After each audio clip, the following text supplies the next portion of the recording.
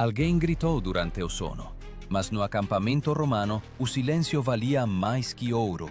Um passo, uma respiração errada, e a vida podia ser ceifada não pela espada do inimigo, mas pela sentença dos seus próprios. Na noite, entre as filas uniformes de tendas, um legionário de repente percebeu.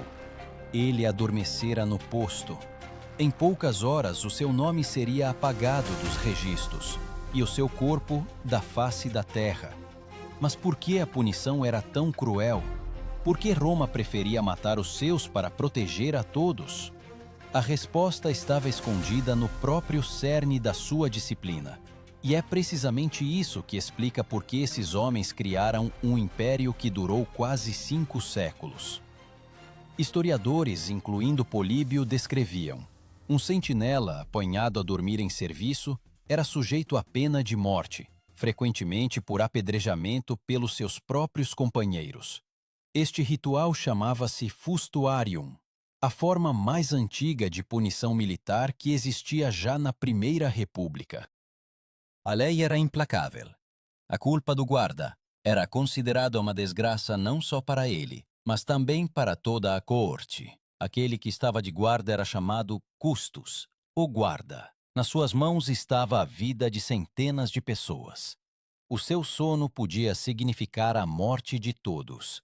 Imagina uma figura, de pé no meio do vento e do frio, segurando uma lança, os olhos inflamados, o corpo a tremer de cansaço. O acampamento romano à noite, como um organismo onde cada nervo deve estar vigilante. Um único momento de fraqueza, e toda essa máquina viva desmorona. O acampamento dos romanos ou castra era um exemplo de ordem ideal. Ruas uniformes, tendas idênticas, rotas de patrulha rigorosas. Mesmo à noite, essa ordem vivia e respirava. A cada hora as rondas eram trocadas. O som da corneta, a botina, rompia o silêncio anunciando uma nova mudança de guarda. Se alguém não respondia ao sinal, o alarme levantava instantaneamente todo o acampamento. Políbio escreveu que adormecer no posto era considerado um crime contra o exército e, portanto, contra a própria virtude romana, pois a disciplina era mais sagrada que os deuses. Ela não era violada nem mesmo diante da morte. E era precisamente ela que permitia às legiões vencer, mesmo quando o inimigo a superava em número 10 vezes. Nisto residia o paradoxo. Os romanos criavam grandeza através do medo. Cada soldado sabia que se ele hesitasse, morreria não só pelo inimigo, mas também pelos seus próprios. Mas era precisamente esse medo que transformava pessoas dispersas num único mecanismo de aço. E quanto mais severa era a punição, mais forte se tornava a fé na ordem. As escavações de acampamentos militares na Alemanha mostraram que mesmo as paragens temporárias tinham linhas uniformes de paliçadas, distâncias iguais entre as fogueiras e locais estritamente delimitados para os guardas. E esses vestígios são como as impressões do próprio espírito romano. Frio, racional, mas impecavelmente disciplinado. Tal estrutura não deixava espaço para a fraqueza. Na legião não havia erro humano, apenas crime. E é por isso que a punição do sentinela não era apenas uma execução, mas um ritual de purificação do exército. O corpo do traidor era destruído, para que o medo erradicasse para sempre o sono dos corações dos restantes. Mas de onde surgiu este culto da disciplina, no qual o sono se tornou um crime? Para entender por que os romanos levaram a obediência ao fanatismo religioso, é preciso voltar ao momento em que as suas legiões apenas começavam a transformar-se numa máquina de guerra ideal. Quando Roma apenas se reerguia após as devastadoras guerras samnitas, o seu exército ainda não era aquela máquina ideal em que se tornaria mais tarde. Os soldados viviam então mais pelo medo do inimigo do que pelo respeito à ordem. Mas tudo mudou quando o poder no exército foi consolidado pelos centuriões, oficiais severos que se encontravam entre os legionários comuns e o comando superior. A sua armadura não brilhava pelo polimento, mas pelo sangue daqueles que desrespeitavam a ordem. Foram eles que transformaram a disciplina romana num culto, e o medo do sono num símbolo de traição. O centurião, ou centúrio, comandava aproximadamente 80 guerreiros. A sua vara, a vitis, feita de sarmento de videira, não era apenas um símbolo de poder. Com ela, ele batia no subordinado se notava a menor fraqueza. Formação irregular, arma suja, palavra errada. Políbio escreveu que o centurião deveria ser duro como ferro e implacável, antes de tudo, consigo mesmo. Este princípio tornou-se a base da disciplina romana. Ninguém tinha o direito de ser fraco. Os romanos chamavam a resiliência interna virtus, virtude. Mas virtude para eles não significava coragem em combate. Significava a capacidade de obedecer a uma ordem, mesmo quando a ordem era a morte. Um soldado que adormecia no posto não estava apenas a violar uma regra, ele destruía a própria essência da virtus. Por isso a punição pelo sono não era vingança, mas a restauração da ordem cósmica, onde o dever está acima da vida. Os acampamentos militares na época da República Tardia pareciam formigueiros nos quais cada segundo tinha importância. Os sinais, dados pela trombeta tuba, determinavam tudo: o despertar, a formação, a troca de guarda. Os guerreiros comiam, dormiam e respiravam ao sinal. A sua ração, cerca de 700 gramas de trigo por dia, era distribuída rigorosamente de acordo com uma lista. Toda a vida era reduzida a um mecanismo, e esse mecanismo não tolerava falhas. De acordo com diferentes fontes, a marcha diária de uma legião era de 20 a 25 quilômetros. Depois disso, os guerreiros não deviam descansar, mas sim construir o acampamento, cavar um fosso, montar tendas, fortificar a paliçada. Arqueólogos encontraram vestígios de fossos de profundidade idêntica, cerca de 1,5 metro, mesmo em acampamentos temporários. Tudo indicava que os romanos levaram a ordem a uma precisão matemática. Quando o acampamento estava pronto, a patrulha noturna recebia uma ficha especial, a tessera, na qual estava gravado o sinal de serviço. A entrega da ficha na troca da guarda era um ritual sagrado. Significava a transferência da responsabilidade pela vida da legião. Se a ficha se perdia, toda a guarda era submetida a interrogatório, e os culpados podiam ser executados sem julgamento. Dormir em tais condições era quase um crime em si mesmo. Os legionários sabiam que um romano não dorme, ele vigia por Roma. Mesmo à noite, as tochas iluminavam o perímetro do acampamento, e pela sua luz era possível ver como centenas de olhos observavam cada movimento. Os guerreiros estavam de joelhos na lama, sabendo, se um deles vacilasse, os restantes teriam de derramar sangue. Foi nesta altura que surgiu uma forma especial de punição coletiva, a decimatio, a execução de 1 em cada 10. Quando uma unidade mostrava covardia ou violava a disciplina, o centurião alinhava as pessoas e contava até 10. Cada 10º condenado tirava um palito curto e sabia, os seus companheiros iriam matá-lo com as próprias mãos. Plutarco escreveu que, após a decimatio, o medo era tal que os soldados permaneciam em silêncio mesmo durante o sono. Mas este horror gerava não só a submissão, mas também uma fé fanática. Um legionário que sobrevivesse à decimatio nunca mais conhecia o medo do inimigo. Ele compreendia que o pior inimigo estava dentro do acampamento. Onde um erro leva à morte pelas mãos dos seus próprios, o inimigo perde todo o poder. Assim se criava a mentalidade de soldados de ferro, prontos a morrer não pela glória, mas pela ordem. Historiadores modernos como Goldsworthy observam: era a disciplina, e não a técnica, que tornava as legiões invencíveis. Os romanos podiam perder uma batalha, mas nunca perdiam a forma. Os seus exércitos permaneciam os mesmos mesmo após as derrotas. E quando uma pessoa adormecia, centenas de outras aprendiam a vigiar ainda mais intensamente. Achados arqueológicos na Britânia confirmam: nos locais de antigos acampamentos romanos encontram-se linhas uniformes de fogueiras e fragmentos idênticos de cotas de malha de ferro, deixadas de acordo com o regulamento. Até a morte tinha o seu lugar. Tudo isso nascia não da crueldade, mas da convicção. Apenas aquele que se controla totalmente é digno de governar o mundo. Mas este controlo tinha também um lado sombrio. Pois um dia o medo do sono e dos erros transformou-se no medo da própria humanidade.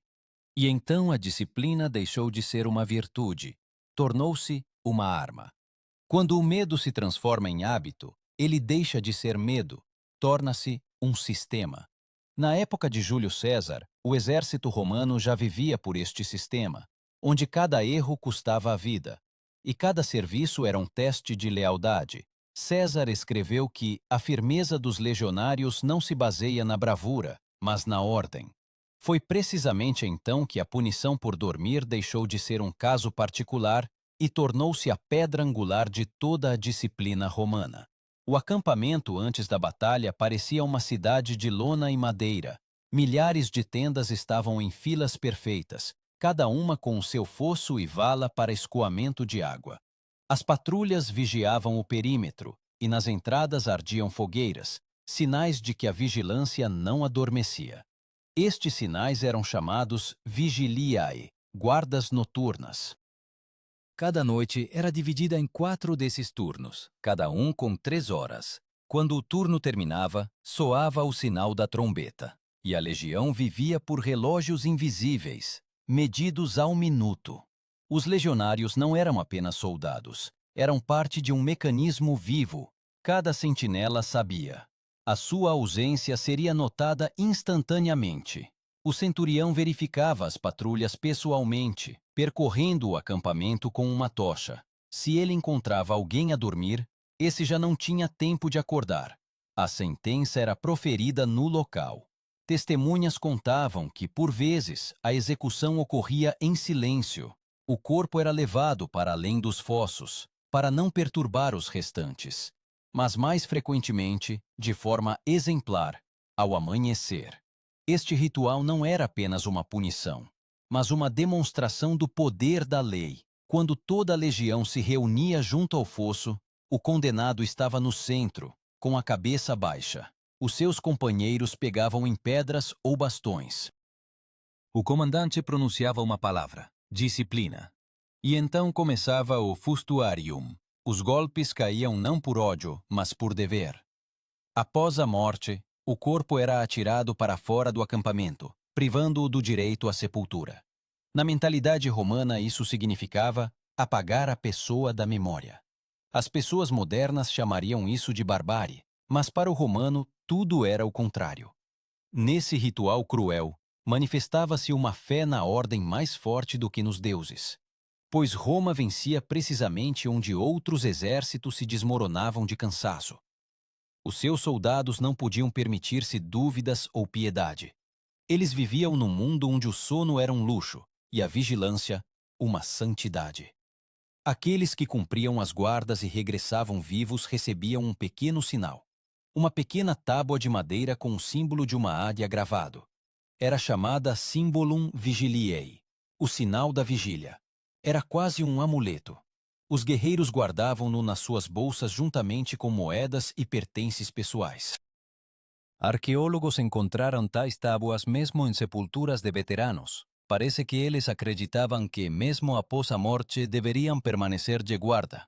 Tudo isso fazia do acampamento romano um espaço não só de controlo físico, mas também moral. O legionário não podia permitir-se relaxar nem mesmo durante o dia.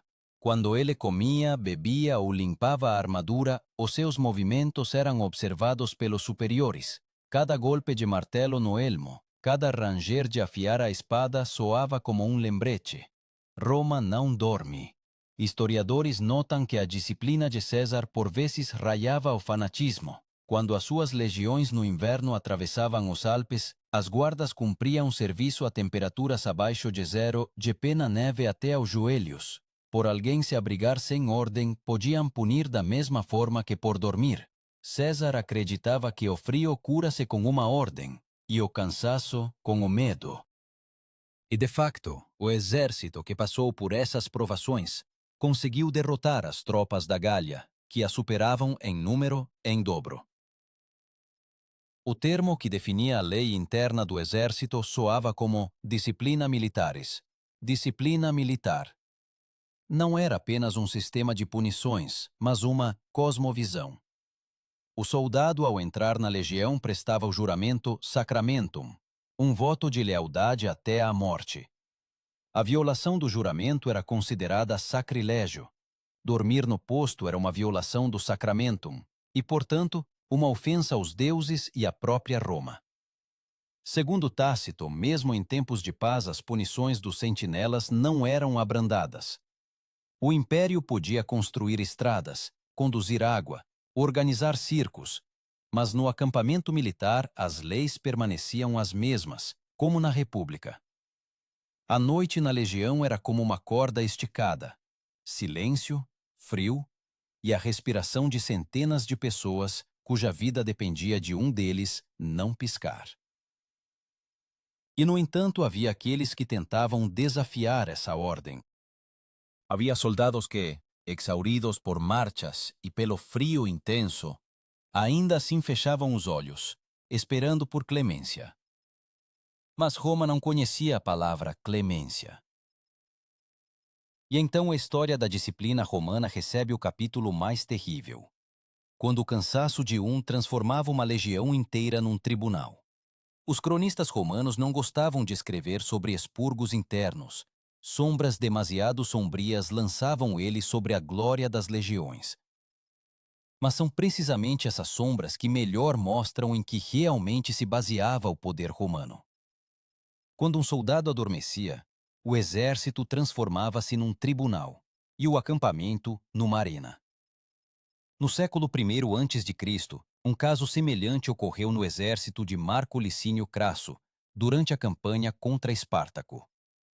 Um dos sentinelas adormeceu. Ao amanhecer, Crasso ordenou que se realizasse a decimatio, a execução de 1 em cada 10. Assim, pela primeira vez após uma longa interrupção, reviveu a antiga tradição de punição coletiva, descrita por Políbio. E isso tornou-se um símbolo de que o medo é o melhor cimento para o exército. Os soldados estavam em formação sob o vento frio, tremendo não de frio, mas de expectativa.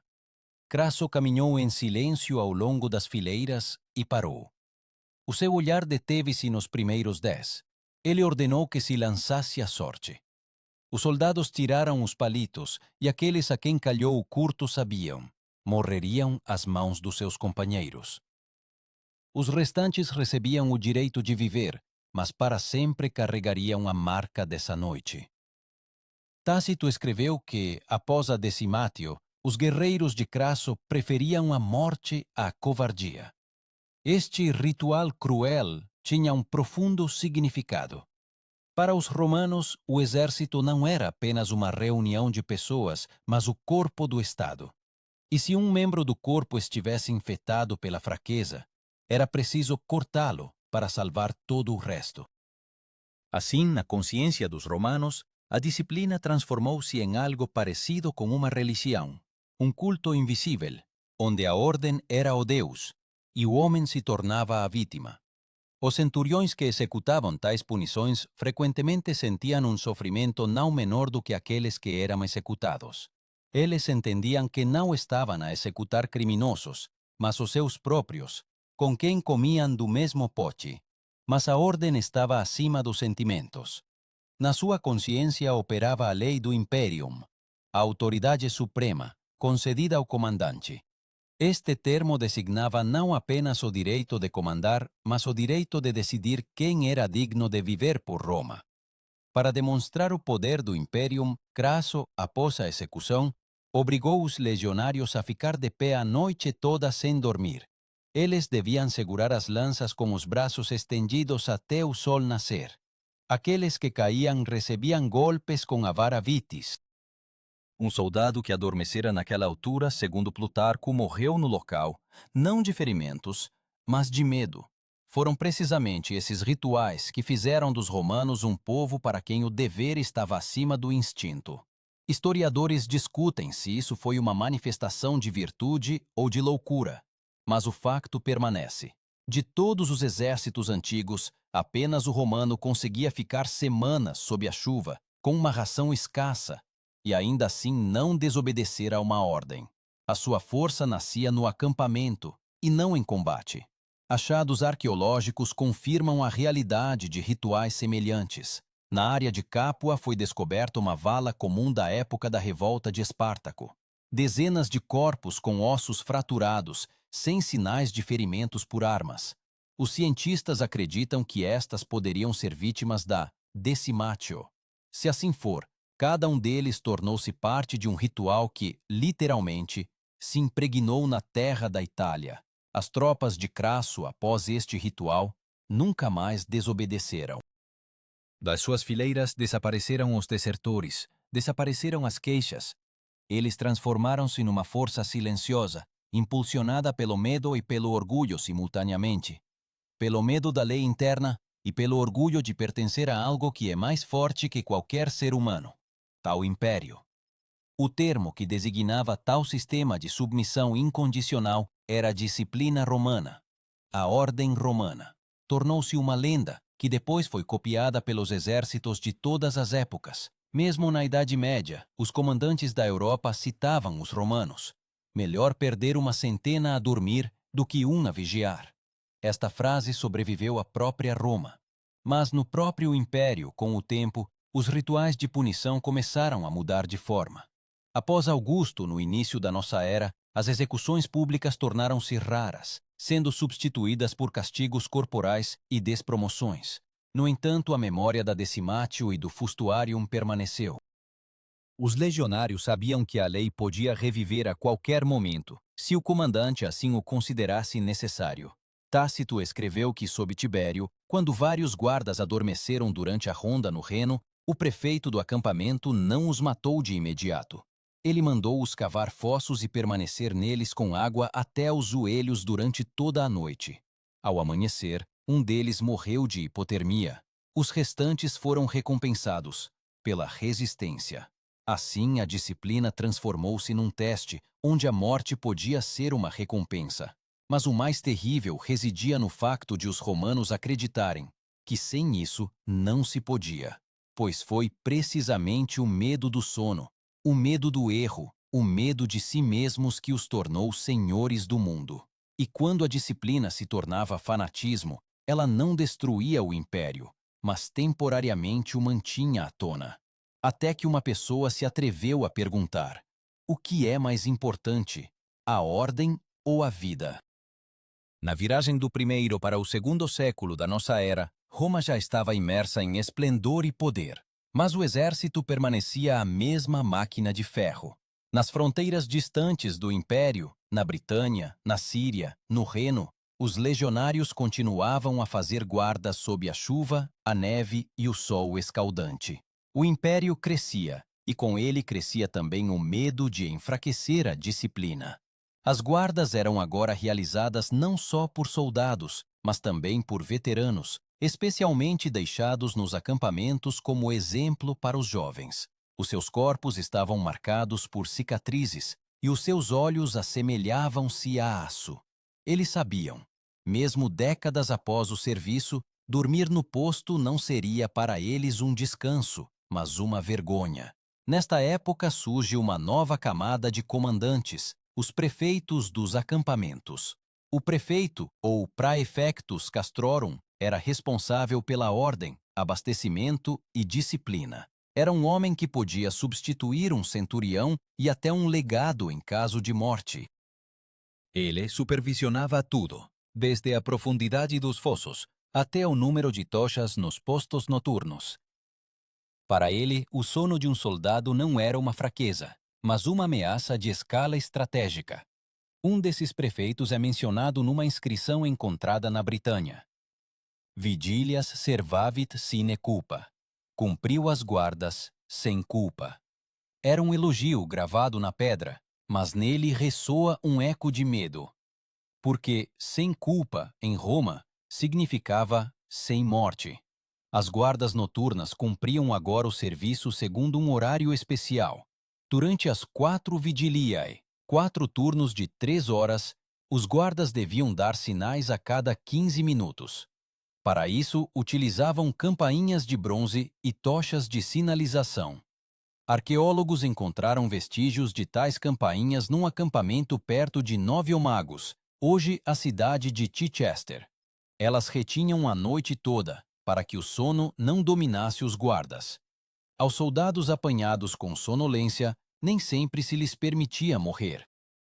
Por vezes, eram perdoados para serem punidos mais lentamente. Eles eram sujeitos a despromoção, gradus minoratio. Isso significava a perda de estatuto, de razão, de respeito. Tal pessoa tornava-se um proscrito.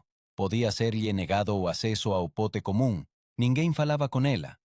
Para um romano, isso era pior que a morte. Como escreveu Tácito, a vergonha do vivo mata com mais certeza do que a espada.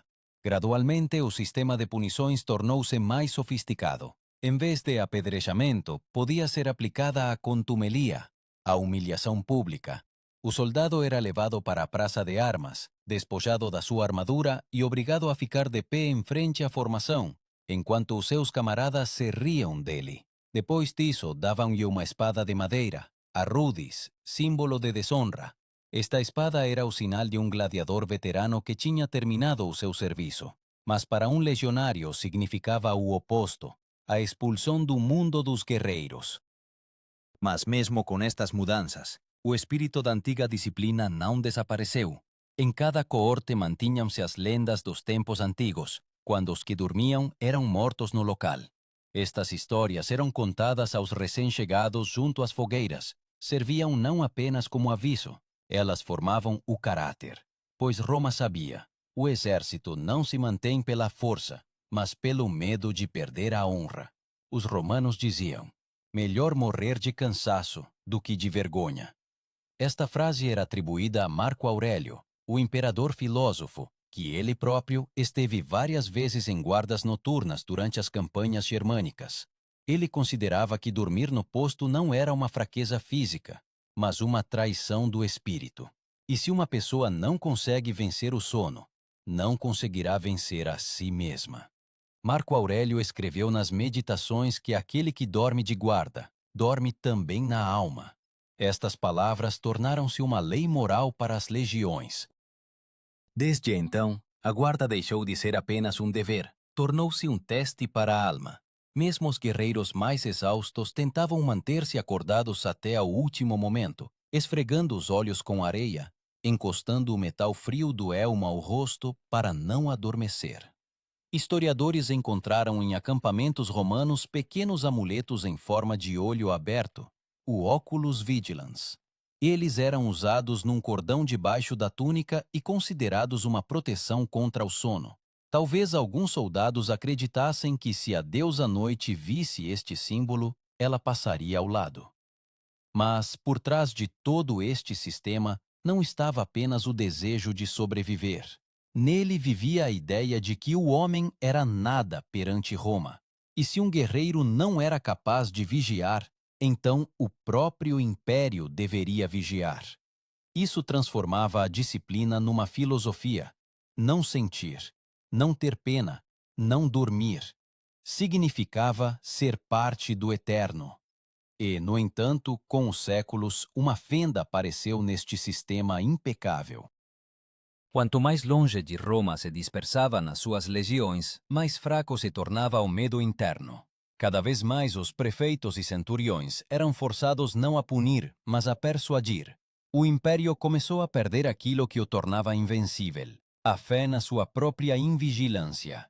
E um dia, essa perda transformou-se numa catástrofe, que nem a disciplina mais rigorosa conseguiu salvar. Isso aconteceu no final do século IV da nossa era. O império, outrora temível e inflexível, cansou-se. As legiões no Reno faziam guarda já não pela glória, mas pelo salário, atrasado por meses. As noites tornaram-se mais longas, as fogueiras mais fracas. Quando em 376 os godos atravessaram o Danúbio, uma das guardas fronteiriças adormeceu. Um sono e milhares de bárbaros invadiram a terra romana. Os cronistas escreveram: o império caiu não pela espada, mas pela sonolência. Assim se cumpriu a antiga maldição da disciplina romana. Ela vivia do medo, e quando o medo desapareceu, desapareceu também Roma. Arqueólogos encontraram restos carbonizados de um acampamento perto de Adrianópolis. O fosso não estava terminado, a paliçada não estava completa.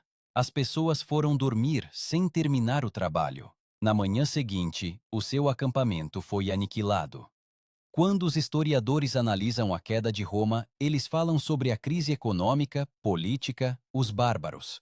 Mas no fundo de tudo, a perda da disciplina. Os romanos já não temiam o sono. Eles permitiram-se ser humanos. E nisso talvez residiu a sua última vitória humana. E, no entanto, o legado daquela fé severa perdura. Os exércitos modernos ainda repetem os princípios romanos. Guarda, regulamento, juramento, vigília a todo custo.